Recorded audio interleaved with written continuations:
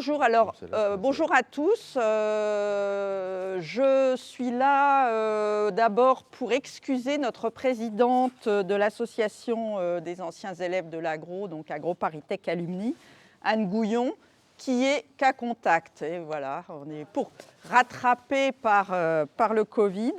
Et donc, moi, je suis Véronique Fabien-Soulet, je suis la trésorière de l'association. J'avais prévu de venir et donc, je n'avais pas prévu que j'aurais à parler. Donc, mais bon, c'est pas grave. Anne m'a préparé quelques mots d'introduction. Enfin, elle avait préparé, donc je vais lire ce qu'elle avait préparé. Et voilà, après, on fera comme ce qui était prévu. Donc, mot d'hommage de la présidente d'AgroParisTech Alumni, Anne Gouillon, promo 83. Chers amis, nous sommes réunis aujourd'hui, dans la tristesse, pour rendre un dernier hommage à une centaine de nos camarades qui nous ont quittés l'année précédente. Nos pensées sont avec leurs proches que nous saluons. Ils font aussi partie de notre vibrante communauté. Ingénieurs agronomes, ingénieurs du vivant, quelles que soient nos croyances, nous savons que la nature, la mort, n'est que le prélude d'un nouveau cycle de la vie. Autour de nous, en ce mois de novembre, les arbres perdent leurs feuilles, elles abriteront la terre où germeront les graines des printemps à venir. Merci, chers camarades, d'avoir dédié vos vies à nos beaux métiers. Vous pouvez compter sur nous et sur les générations à venir pour perpétuer votre héritage et prendre soin de notre terre à tous. Nous allons maintenant dire quelques mots sur certains, peu nombreux, mais qui représenteront l'ensemble de la communauté, qui ont particulièrement marqué donc, cette communauté. D'abord, Pierre Dubreuil, promotion 48, NGREF 52, qui est décédé le 22 novembre 2020. Diplômé de l'INAPG en 1949, Pierre Dubreuil est une figure marquante de l'hydrologie française, de la gestion des ressources naturelles, des recherches en coopération dans de nombreux pays, notamment le Brésil, de la recherche agronomique internationale, de la direction d'instituts françaises et internationales de recherche, et sans oublier bien sûr ses engagements dans l'enseignement supérieur et les grandes écoles. Ses collègues de l'Institut de recherche pour le développement l'ont évoqué dans ces termes, que je prends. Un esprit fin, une opinion juste, dite avec un demi-sourire, ne se laissant pas dominer par les raisonnements faciles. Pierre Dubreuil m'a beaucoup appris. Impressionnant par sa rapidité et son esprit de synthèse, il avait souvent une longueur d'avance en se posant avant toute décision à quoi ça va nous servir. Il était également médaillé de l'Ordre national du mérite, des palmes académiques et bien sûr commandeur du mérite agricole. Donc moi je vais suivre avec deux hommages, un pour Marie-Louise Ménager et pour Michel Jourdier. Et je vais le faire en tant que le président de la Maison des ingénieurs agronomes parce que tous les deux m'ont aidé dans la gestion de cette belle entreprise. Et en ce moment, nous sommes en train de construire la résidence universitaire de Saclay et c'est du travail à 100%. Alors Marie-Louise Ménager, promo 44, était la femme de Jean-Pierre Ménager, qui a été longtemps le président de la Maison des Agros. Alors elle était souvent dans son ombre, mais elle avait un caractère très trempé. C'était une féministe avant l'heure, qui défendait l'importance des ingénieurs agronomes et qui suivait jusqu'à la fin, qui a suivi jusqu'à la fin les décisions sur cette maison, parce que son mari est décédé il y a maintenant une dizaine d'années. Voilà pour Marie-Louise. Alors Michel Jourdier a été longtemps le contrôleur financier de l'association. Il a été aussi un membre actif du conseil d'administration en tant que trésorier adjoint, secrétaire. Il a fait toute sa carrière dans la banque, je pense que c'était au Crédit Lyonnais. Il a été mon administrateur à la Maison des Agros jusqu'à la limite d'âge, puisque c'est 75 ans. Et après, il a continué en tant que financier à l'étude et la mise au point du plan financier pour la construction de cette résidence. Donc jusqu'au Covid, il a été présent et je l'avais au téléphone quasiment toutes les semaines. À l'époque, il avait déjà plus de 90 ans, mais avec un esprit très alerte. Voilà pour Michel. Eh bien, moi, je vais vous lire l'hommage à Suzanne Parmentier. Je suis Françoise Pitot de la promo Paris-Grignon 71. Et donc, Suzanne Parmentier a donc été la secrétaire administrative de l'association pendant plus de 40 ans. Suzon, c'est ainsi que nous l'appelions. Suzon, tous les agros qui sont passés quai Voltaire entre 1952 et 1994, l'année de votre départ à la retraite, vous y ont rencontré. Vous, sur qui reposait tout le secrétariat administratif. Vous connaissiez l'annuaire mieux que personne. Nous étions pour vous une deuxième famille. En quelques années, vous avez pris de grandes responsabilités et c'est grâce à vous que l'amicale tournait. Vous avez vu défiler de nombreux présidents et de nombreux secrétaires généraux pendant ces 40 années. C'était vous, la mémoire de l'association, toujours présente, attentive à tous. Vous étiez d'une efficacité remarquable. Vous receviez les confidences. Votre bureau était toujours ouvert. Votre mémoire était étonnante. Et combien de solutions à des problèmes de tous ordres vous avez apporté. Votre aide était si précieuse. Vous nous avez quittés cette année, Suzon. Mais dans la mémoire de tous les agros qui vous ont rencontrés, vous restez inoubliables. Merci, Suzon. Nous allons avoir une pensée pour Jean-Louis Reboul, promo 63, qui est décédé le 10 février 2021. Il intègre l'INA Paris en 63. Il est titulaire du diplôme d'ingénieur agronome avec une spécialisation en machinisme agricole. Et il part ensuite en Polynésie française, affecté au service de l'agriculture du territoire. Passionné et fortement impliqué dans les problématiques du développement agricole insulaire, Jean-Louis est recruté pour poursuivre ses activités et devenir plus tard directeur du service économie rurale du territoire. Durant ces 20 années passées en Polynésie, Jean-Louis a fortement contribué au développement agricole de l'archipel. Très étendu et hétérogène par ses climats, ses topographies, ses populations, il s'est impliqué également dans la création du lycée agricole d'Opunohu sur l'île de Moorea. Il a poursuivi ensuite sa carrière au CIRAD à Madagascar, puis dans d'autres lieux, en Afrique. Son ami, Maurice Rossin, également de la promo 63, dit de lui « Jean-Louis, c'était surtout un homme discret et chaleureux.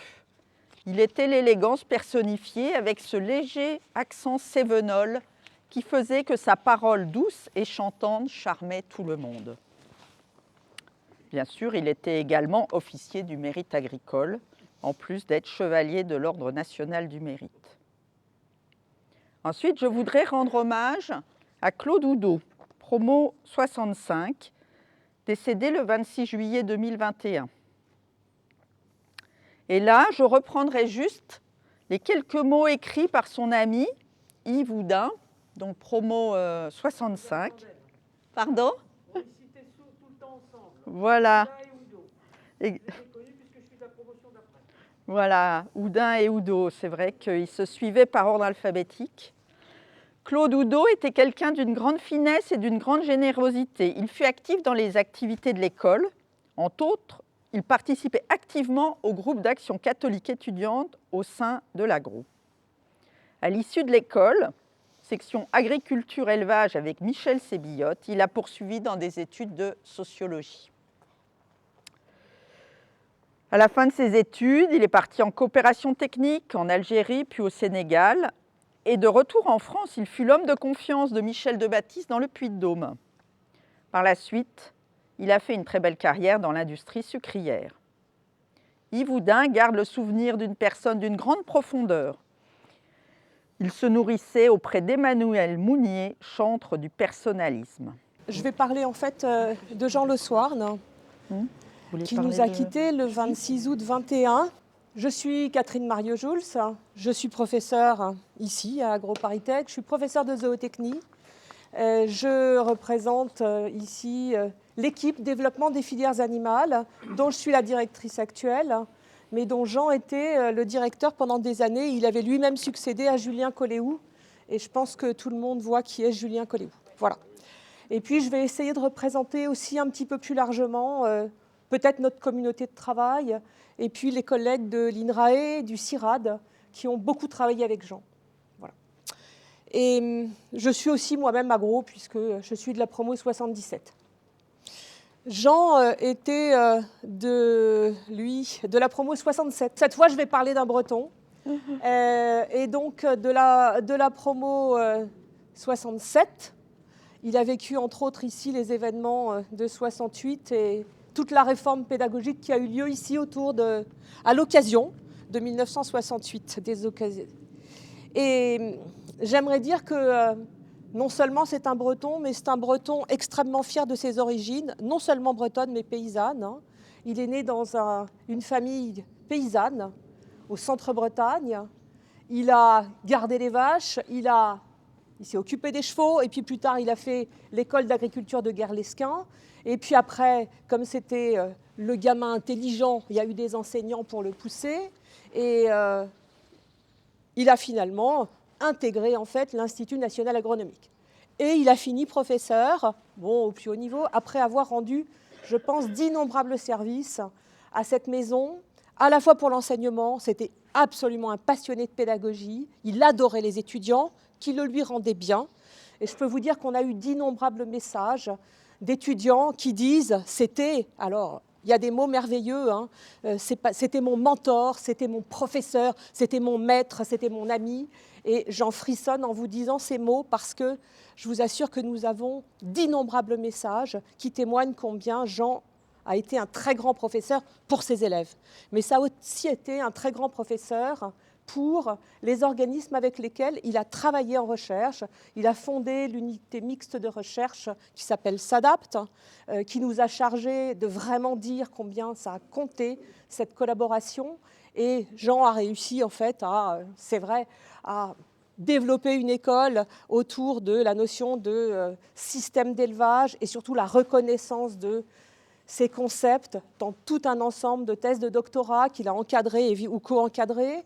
Et puis, il a lancé pas mal aussi de collaborations à l'étranger, notamment avec le Brésil, avec l'IRD, et puis avec l'Afrique également. Et il a eu là aussi un certain nombre d'étudiants, de thésards, qui lui sont immensément reconnaissants. Et ce n'est pas seulement pour ce qu'il a fait au plan intellectuel, et ce n'est pas seulement non plus ce qu'il a fait, je dirais, pour l'école, mais parce que humainement, Jean était un homme remarquable. C'était quelqu'un d'extrêmement cordial, amical, toujours un mot gentil pour chacun, toujours de bonne humeur, d'humeur égale, et en même temps, indéniablement quelqu'un d'extrêmement engagé, qui savait dire ce qu'il avait à dire, là où il fallait le dire, sans pour autant susciter des polémiques inutiles, mais vraiment en apportant au débat sa réflexion extrêmement approfondie et également son ouverture d'esprit, parce que c'est vraiment quelqu'un aussi qui a toujours réussi à voir les choses un peu autrement. Donc, avec une longueur d'avance par rapport à des évolutions pas faciles, que ce soit pour le secteur agricole, celui des productions animales, celui de cette école, celui de la pédagogie, et je pourrais en citer beaucoup d'autres. Voilà. Donc, Jean était à la retraite depuis 2011. Il est resté au service de cette école jusqu'en 2015. Bon, nous sommes effondrés et nous essayons de faire ce qu'on est censé faire, c'est-à-dire continuer, et ce qu'on a essayé de faire de toute façon et qu'on fera. Voilà. Donc, quelqu'un a dit merci tout à l'heure. Bon, on peut dire Kenavo. Voilà. Bonjour à tous. Pour ceux qui ne me connaissent pas, je suis donc Pascale Margot-Rougerie. Je suis directrice générale adjointe de cet établissement depuis quelques années maintenant.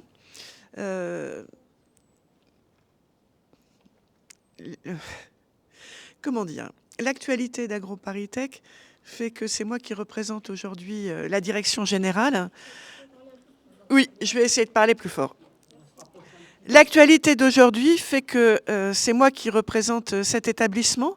Nous sommes dans une période de transition puisque Gilles Tristram, directeur général, qui a été chargé d'une partie de son intérim jusqu'au début de cette semaine, n'est plus directeur général. Et que par ailleurs, son successeur, qui est Laurent Buisson, qui a été nommé à partir de mercredi, est retenu par d'autres obligations pour l'établissement d'ailleurs aujourd'hui. Et donc, c'est moi qui suis avec vous.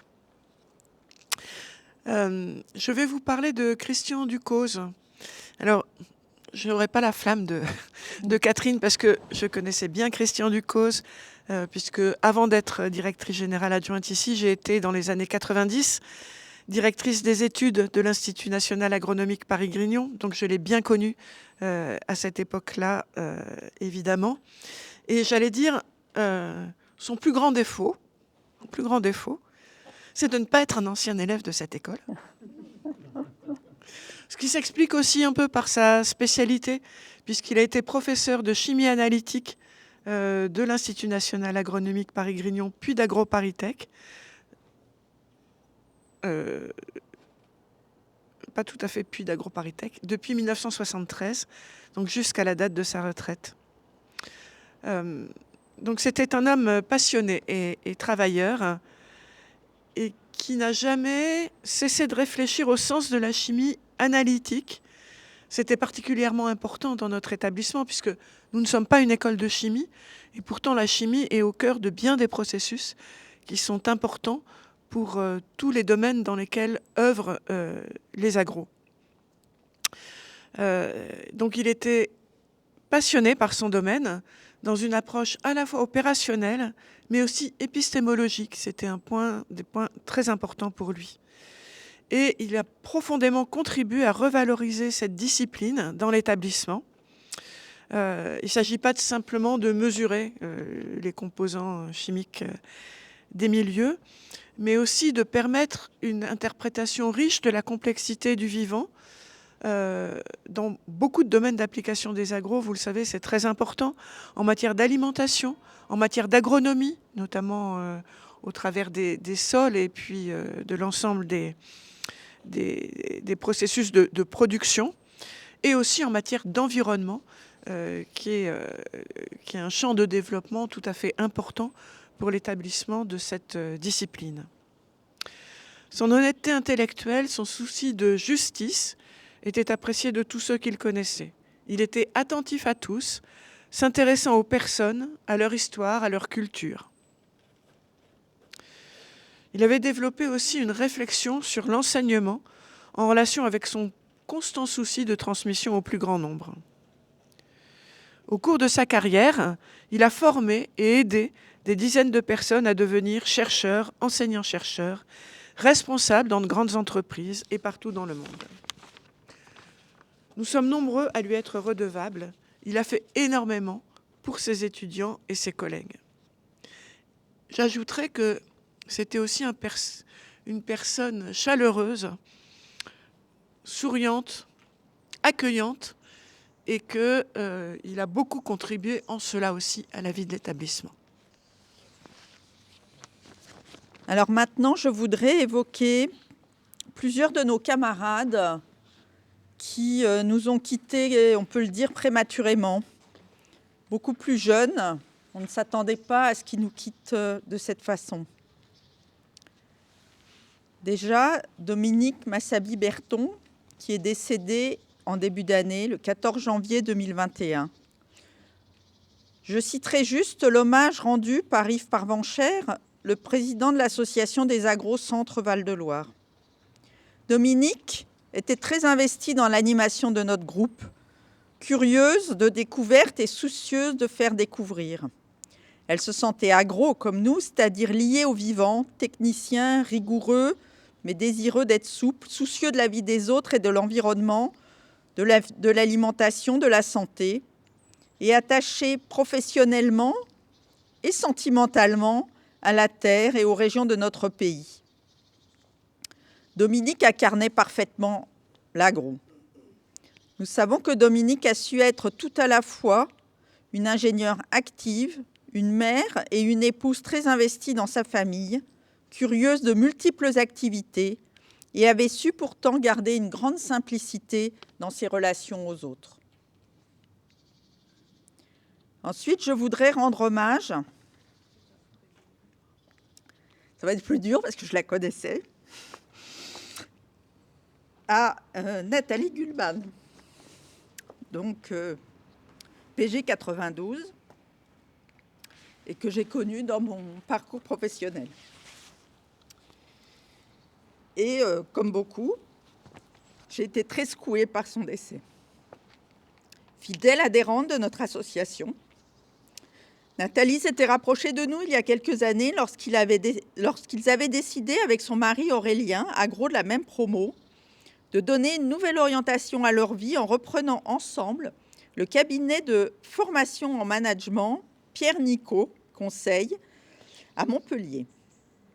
Ils ont animé ensemble des ateliers bénévolement pour les agros sur ce sujet de motivation, de confiance en soi. Et cela a toujours été un grand plaisir de travailler avec Nathalie, et nous gardons avec nous le souvenir d'une très grande professionnelle, talentueuse, mais surtout pleine de vie, à l'écoute. Et nous n'oublierons pas sa générosité et pensons à tous ses proches.